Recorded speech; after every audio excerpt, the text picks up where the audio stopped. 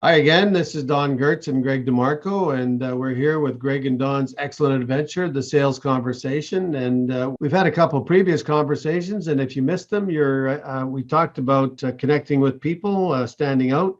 We talked about lead generation. We talked about how to turn casual conversations into business conversations. And then our last episode was how we talked about how to stop people from ghosting us. And you can get a link to them. And we're going to have that link right here, somewhere in this general vicinity on the screen. There'll be a link where you can click to it. And but feel free to take a look at those conversations. So today we want to talk a little bit more about closing the sale. And I know that I think the gist of our conversation has been that neither Greg nor I likes the idea of high pressure sales. There's a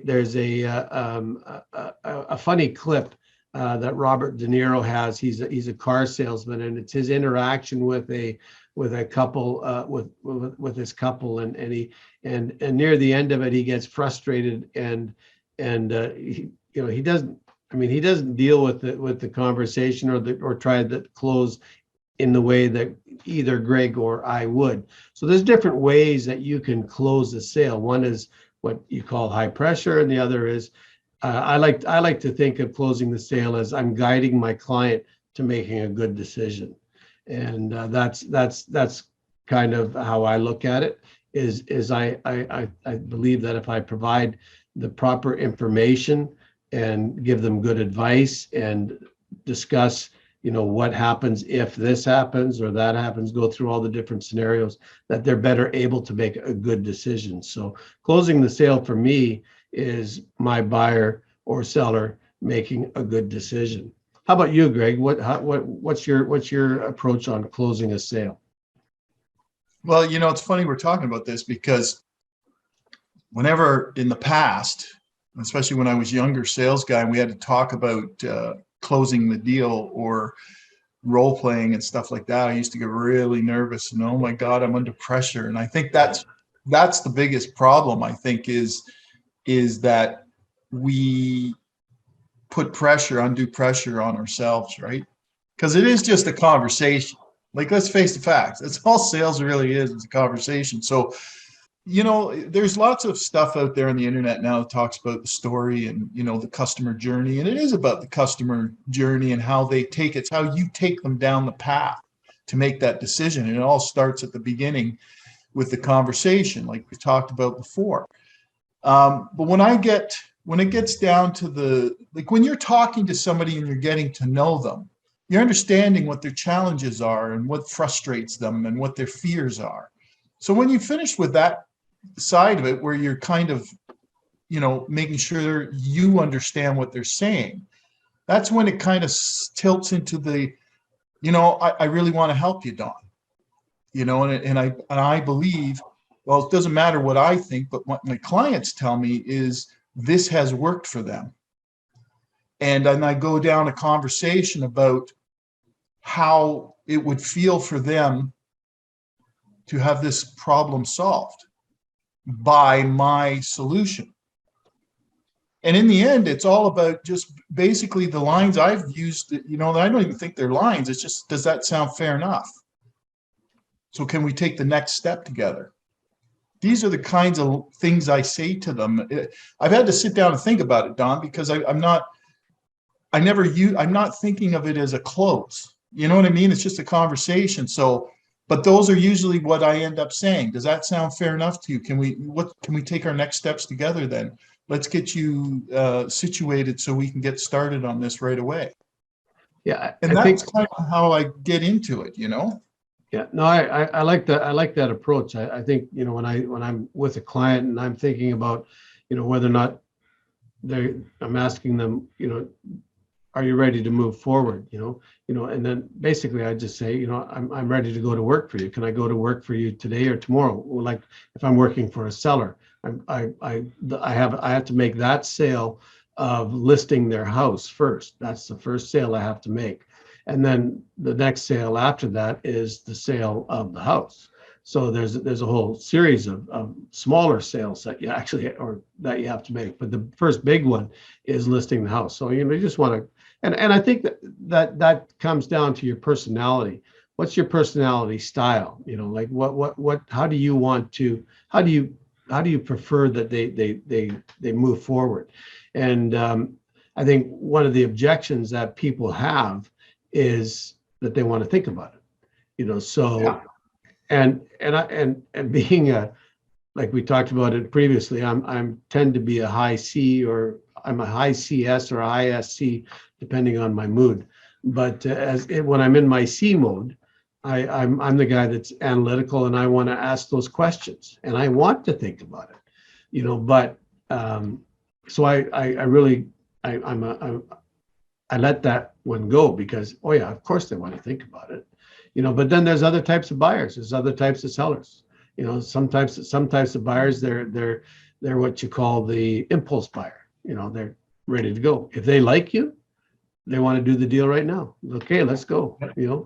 I'm ready to go. And it's important. It's like what we were talking about the other day with what you provide as a service with the disc profiling and the 3D, 4D report, or whatever it's called. But that's important, because when you understand you're in front of a buyer who's just ready to go, you have to recognize that and be able to say, let's run with this. Let's get going. Or if you hit a C personality, like you said, do you push them?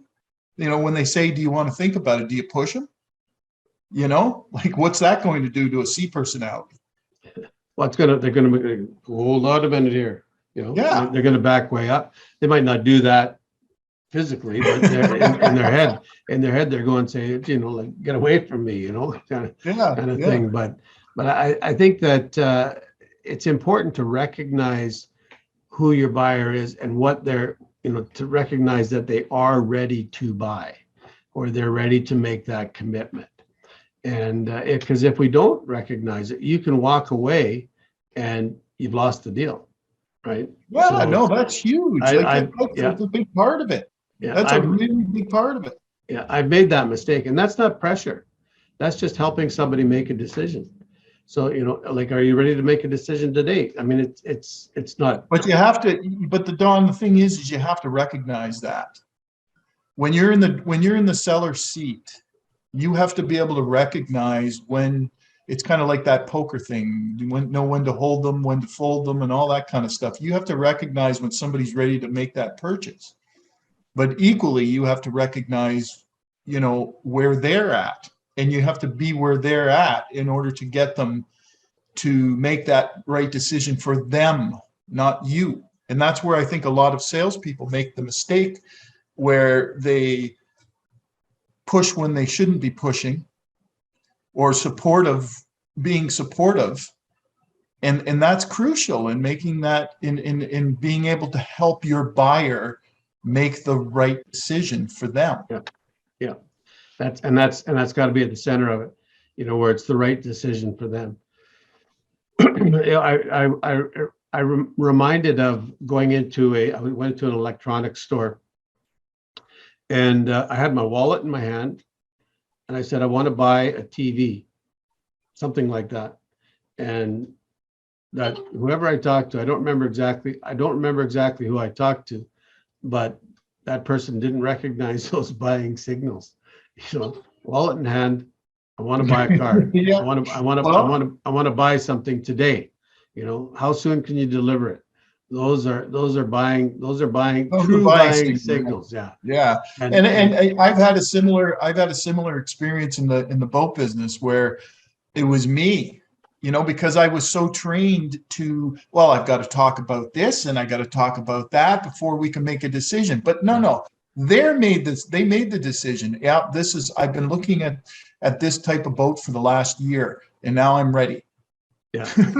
All I had to do was, okay, let's go sit down and I can show you what the pricing is now, and blah, blah, blah, blah. And it would have been done probably in record time too, 30 minutes, whatever. But no, it just kind of went like this. Well, and that's a lot different than today than it was 40 years ago. I mean, like 40 years ago when you started, or when I started, it was a whole different ballgame, because we didn't have the internet. I mean, today people can research, they can research the product that they're looking at. They can research your services. You know, if you're particularly if you're a realtor, because realtors, we like to have our face out in front of everybody apparently, and we all use our graduation photo rather than the current one that shows how old we're getting. You know, so but we have they can research the heck out of everything. And so when I think we got to recognize that we're dealing with a much higher educated client in many cases than we were 15, 20, 30, 40 years and ago. listen, I can honestly tell you from my own experience with that sometimes, well, a lot of the times they know a lot more about the product than you do in some cases, because I've seen it. Yeah, they could. And you know what? You got to be prepared for that kind of thing. That's why you really need to know your product. But in the end, like being an old sales guy, I can honestly tell you that it's important to know your product, but in the end, that's not what really sells it. You know, No, it's helping your buyer make a good decision that solves their problem. So yeah, I agree. Okay. Well, thanks, Greg, for your insight into how to close a sale. In our next session, I think that we'd like to talk about sales follow-up. What do you do after you make the sale? And that's sometimes just as important because what you're looking for after the sale is how to get referrals and repeat business from your clients. And because that's one of the biggest sources of lead generation, that we talked about a couple sessions ago, is how do you get those referrals? So if you're doing a good job with your clients and you close the sale, they're not unhappy that they close the sale. You've done them a service. You've given them a good service. So following up with them is just a continuation of the service that you give to them. And we're going to talk about that in more detail in our next session. So thanks again for your listening, and thanks, Greg DeMarco, for your time. And I look forward to talking to you again. Thanks, Don.